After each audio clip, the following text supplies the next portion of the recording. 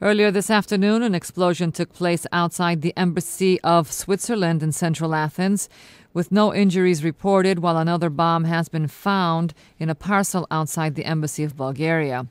Also, other packages have been found around central areas in Athens.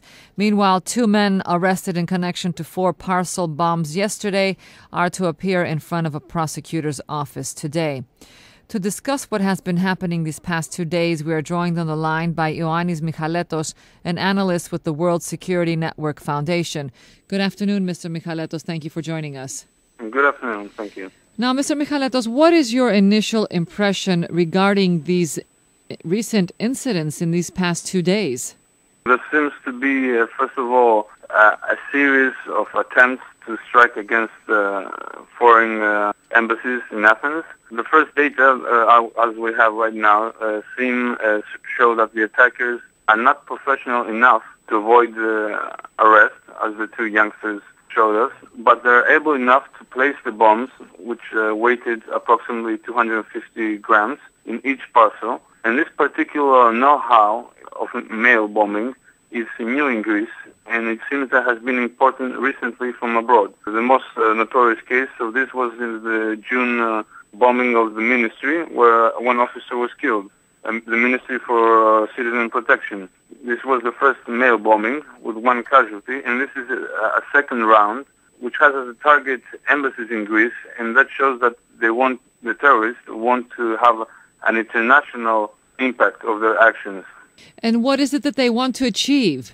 First of all, as far as Greece is concerned, we have an economic crisis, a debt crisis, and eventually that will lead into a political crisis. That means that any terrorist group that wants to influence either political or business decisions over the coming period has a strong motive of staging attacks in order to destabilize the system to an extent, and then use this destabilization for its own ends. On a wider level, on an international level, we have a considerable increase in attacks over the past 18 months or so. And over the past week, we had an attack in Istanbul and the UPS air mail bombs from Yemen, Dubai to the United States, which is quite a coincidence. And what is the connection? Well, as far as the UPS air mail bombs, the know-how was similar. They were trying to place bombs into parcels and send them in transatlantic flights. Actually, the terrorists in Greece want to send 1 parcel to Paris, to President Sarkozy. That means it seems like they try to imitate what Al-Qaeda tried to do between Yemen and Chicago. Of course, this is just a coincidence, but if this coincidence is repeated again, that will prove to be something of a pattern. Now it's still early to judge upon that. Now, you have said that what they're trying to do is destabilize the system. Already the system is a bit destabilized, meaning that the majority of the citizens do not trust the leading politicians of this country because of the economic crisis, because of the collapse of the trust between the electorate and the politicians. So any radical organization would like to profit from this. Now, you refer to yesterday's perpetrators that have been arrested as amateurs. Why so? Well, first of all, they were heavily armed, but they were not able to stage any resistance against the authorities, and they seem not to be able to evade the surveillance by the police after they left their parcels to the mail services.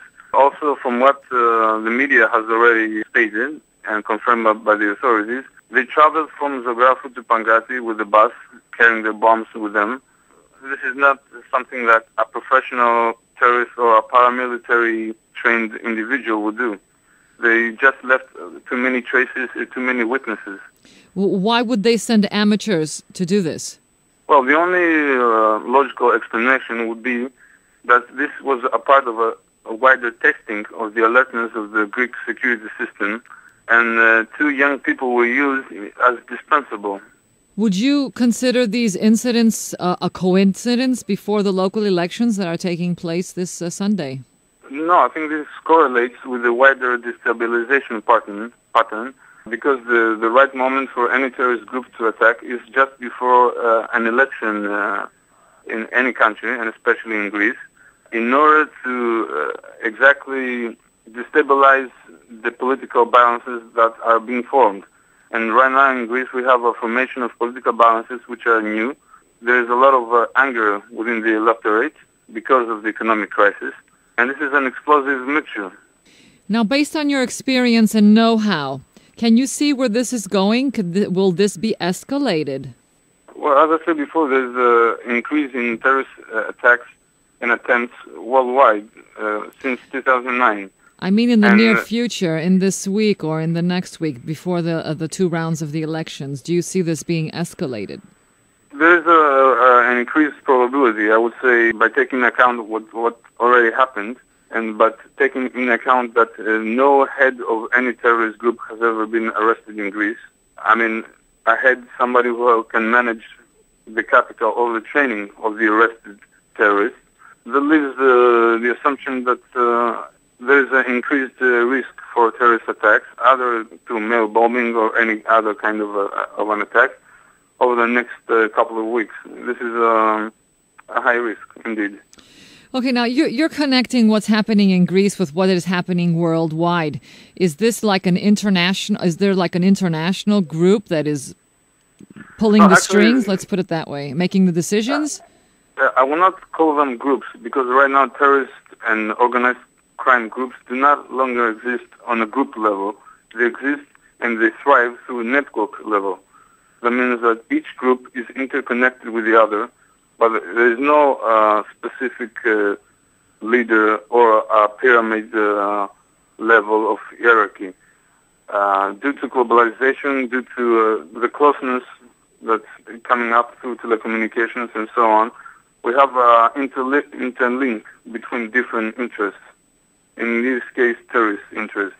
For example, right now we have an election in the United States that will shift the political balance, and upcoming elections in Greece that will also show imminent signs of political shift in power. That alone is enough to capture the interest of any radical group that wants to take advantage of the coming developments. For instance, the United States and Greece. And in the European level, we also have a lot of developments happening on a social level. We saw this in France, and there are similar cases in Spain as well. So this kind of mobilization of several social and political forces has a reflect also on the terrorist networks that are the dark networks of the globalized era. They're just trying to take advantage of the developments occurring.